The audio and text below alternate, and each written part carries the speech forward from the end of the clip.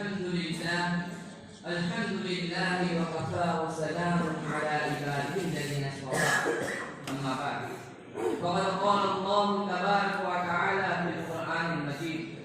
أعوذ بالله من الشيطان الرجيم بسم الله الرحمن الرحيم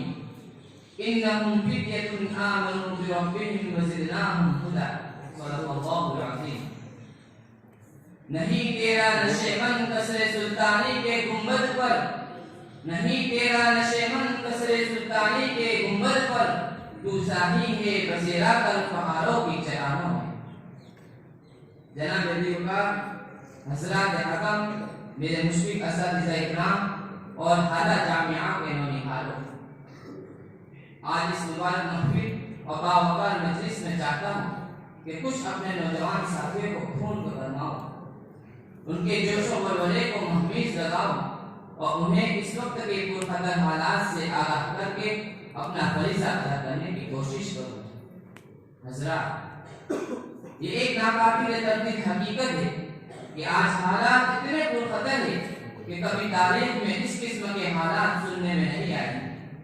یہ مغربی تہذیب، یہ تمدن کی جیت فریبیاں، یہ خود غرضی اور خود فراموشی، یہ رغبت و ہوسناکی، یہ فطرت کی طاقتوں کو عریاں کرنے والا فکر انصاف، یہ ترقیات کے پردے میں تنزل و انحطاط اس سے قبل دیکھنے میں نہیں آیا. اور پھر یہ قوم و ملت اپنا بہترین اثاثہ اور اپنی سیادت و قیادت کے پاکیزہ اصول رکھنے کے باوجود دوسروں کی دستگیر بنی ہوئی ہے. اور اس امت کے افراد اپنے تہذیب اور اپنے کلچر اور ثقافت سے آشنا نہیں ہیں. دوستو، خاص طور پر امت مسلمہ کا وہ نوجوان جو ستاروں کو کمند ڈال دیا کرتا تھا، جو پہاڑوں کو سیر کر لیا کرتا تھا، جس کے آگے بڑی بڑی طاقتوں کی جبیں کم ہو جایا کرتی تھی، جو دریاؤں اور سمندروں میں اپنا راستہ تلاش کر لیتا تھا، جن کے عزم صبر سے چڑھانے چور ہو جایا کرتی تھی، جن میں مریم کی عفت، سلیمان جیسی دانائی اور ایوب جیسا صبر تھا، جو صرف اور صرف ایک خدا کے سامنے جھک سکتا تھا. عزیز ساتھیوں، وہ وقت تو یاد ہوگا کہ حزب النبی کے کتنے ہی سپاہی اپنے پورے عنفوان اقتصاب میں اپنی قدم بھی رکھے ہوئے تھے کہ اچانک میدان کاغذات کا بگل بجا اور اپنا کچھ سرمایہ حیات لے کر محاذ پر نکل پڑے. ان میں سے بعض تو وہ تھے کہ جن کی نکاح کو ابھی ایک ہی شب گزری ہوئی تھی، مگر چونکہ ان کی صلاحیتوں کو ایک صحیح سمت مل چکی تھی، نگاہ نبوت کی پاکیزہ کرنیں ان کی نازکی بدنوں کو چیرتی ہوئی درون دل میں اپنی جگہ کر چکی تھی. اس لیے بہت ہی قریب عرصے میں مٹھی بھر نوجوانوں کی جماعت نے وہ نمایاں کارنامے انجام دیے جو صرف تاریخ اسلام کا ہی نہیں بلکہ تاریخ انسانیت کا ایک نہایت روشن باب ہے. میرے دوستو، لیکن آج بڑے افسوس کے ساتھ یہ بات کہنی پڑ رہی ہے کہ وہ نوجوان جو بے باکی شجاعت، عفت و عصمت، عزم و حوصلہ سے عبارت تھا، وہ نوجوان آج سنیما ہال کے پردے پر آنے والے فلمی ہیرو یا کریکٹروں کو اپنا آئیڈل بنا کر ان جیسا بننے کی خفتہ میں مبتلا ہے.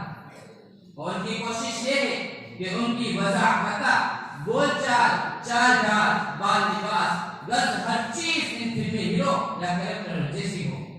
ان کے اعمال و کردار، بود و باش، اخلاق و اطوار انگریزوں جیسے ہو.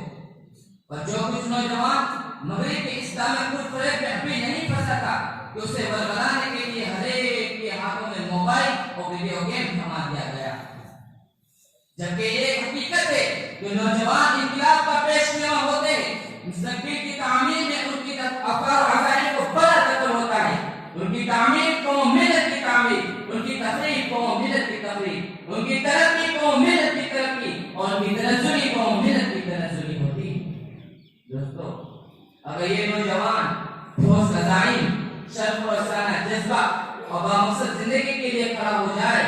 تو دنیا میں ایک متوافق امن و آشتی، مساوات اور رواداری کا درس پڑھایا جا سکتا ہے.